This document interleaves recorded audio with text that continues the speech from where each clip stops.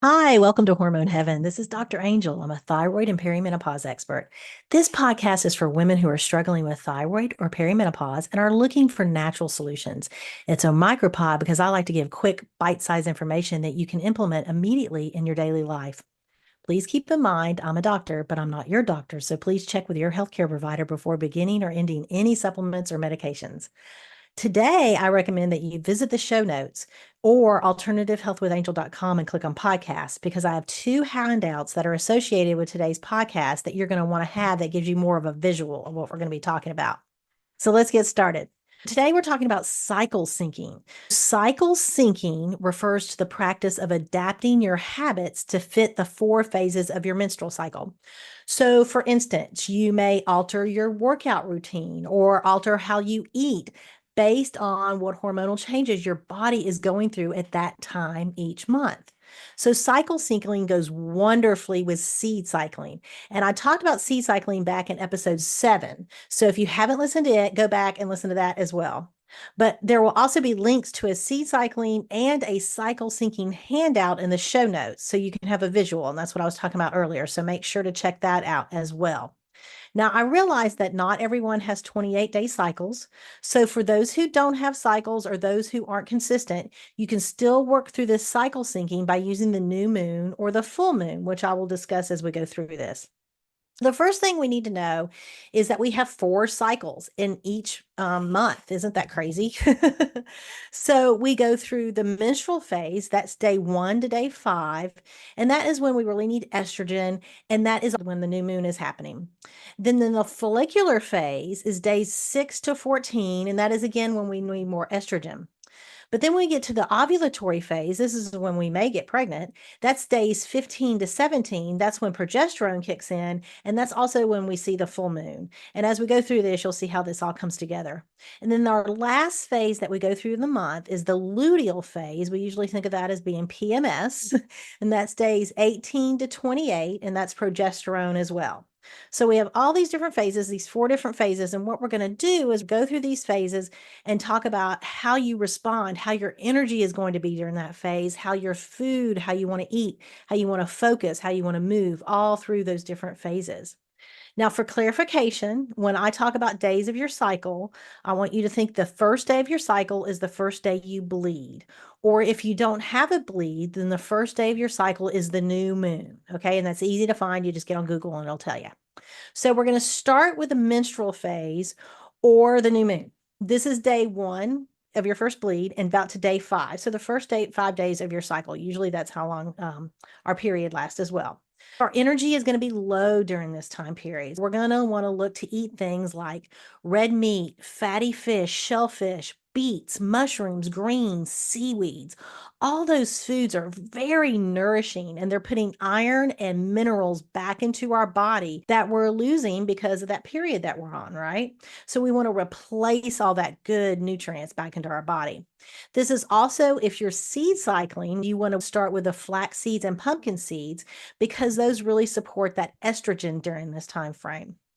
Now, we think about putting that good food in, but we also need to look at to reduce some things. And the things we need to reduce are caffeine, alcohol, greasy food, and processed food. And why is that? Well, during this time frame, it's a detoxing time frame, right? We're literally shedding a lining. So we're detoxing. And our liver has so much to do with hormonal everything, how they make hormones, how we detox, everything. And so if we can keep that liver clean through this time phase, it really helps us to detox. And things like caffeine, alcohol, and greasy and processed foods are not good for the liver. They're actually clogging the liver up.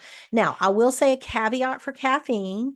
If you're drinking it without any added sugars, you're probably okay to about 16 ounces a day. You just want to make sure you're doing it with protein or fat because when you do caffeine on an empty stomach, it raises your blood sugar levels, which again will cause issues with your hormones. So caffeine is the one you can kind of have a little bit of caffeine during this time frame, but you want to make sure it's with either some protein or fat and not on an empty stomach, obviously. Okay, so during this menstrual phase, you'll want your movement to be low intensity as well. Think like stretching, walking, yoga, or even just resting. But you do want some sort of movement during this time frame because again, that helps with that detoxing phase.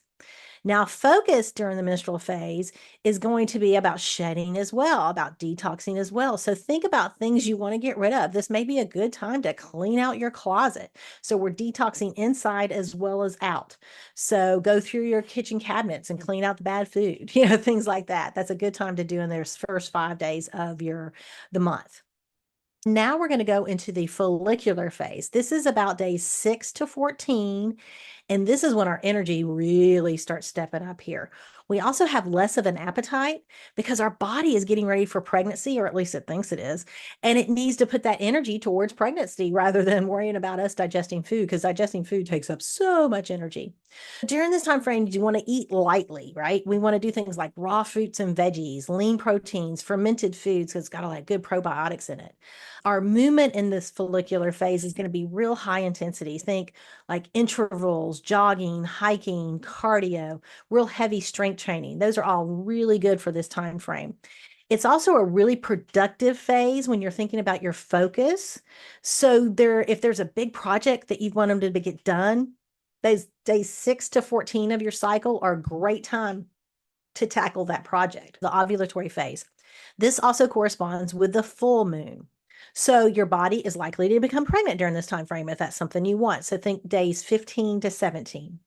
What's really cool about this time frame, though, it's only a few days, but your energy is at its highest point during the whole month, right? So you're going to get a lot done. The other thing really cool is you tend to be much more outgoing and much more confident during this time frame. If you've got some speaking engagements or networking events you want to go to, this is a really good time. If you can scheduling them during this time frame, it'd be great for you. If you're a salesperson, you're probably selling a ton during this time frame. You also want to eat like colorful fruits and vegetables during this time frame.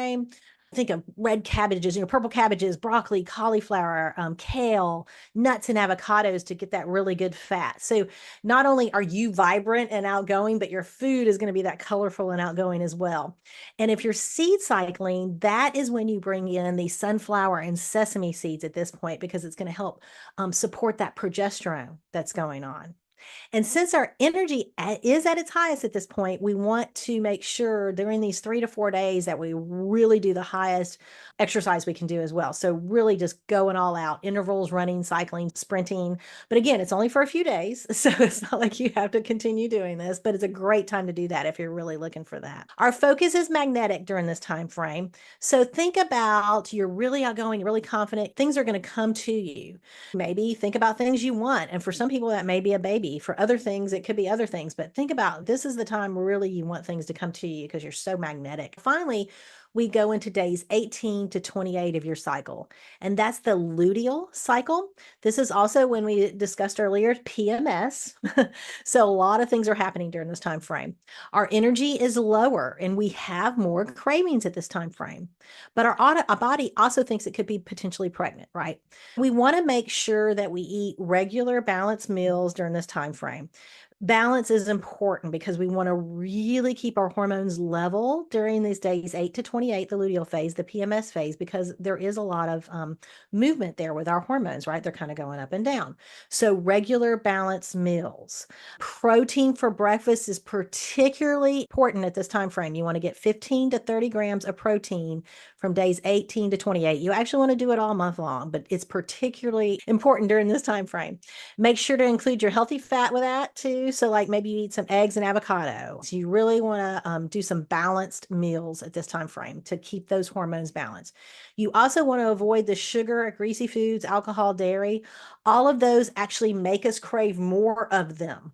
So if you start eating the sugar or greasy foods, alcohol, dairy during this time frame, you're just going to want more and more and you're going to overindulge. Keep your movements a little bit moderate. Think Pilates, yoga, light cardio, light strength training. Everything is more about nurturing and rest on our focus. We want to focus on nurturing and rest rather than going all out. During the luteal time, days 18 to 28, it's a great time to schedule your self-care appointments. Your body really needs it during that time frame. So that's if you want to kind of match everything together, that's a great way to do it. But when you get in line with your cycle, whether it's through seed cycling or cycle syncing or both of them combined, magical things really happen. And me, as a woman who no longer even has reproductive organs, I still find seed cycling and cycle seeming extremely helpful in my life for planning my life, for supporting my hormones. It's just amazing what some little changes have made for me. So, to get a recap of how all this works, and check out the show notes to see the visuals on both seed cycling and cycle syncing. And if you have questions, I'd love to talk about it. Maybe I'll even turn one of those questions into another podcast, or we can put it out on social media or whatever. We don't have to put your name with it, so don't worry. You can email me at angel@alternativehealthwithangel.com. I want to thank everybody for listening to Hormone Heaven today. Please subscribe on your favorite podcast app so you can get the podcast as soon as they are available, and tell your friends about it and leave a review if that makes you happy. It would make me happy. If you have any questions, please go to alternativehealthwithangel.com or check out the show notes link in the description. And remember, do not make any changes in medications or supplements without speaking to your healthcare provider. These statements have not been evaluated by the FDA, and it's not intended to diagnose, treat, cure, or prevent disease.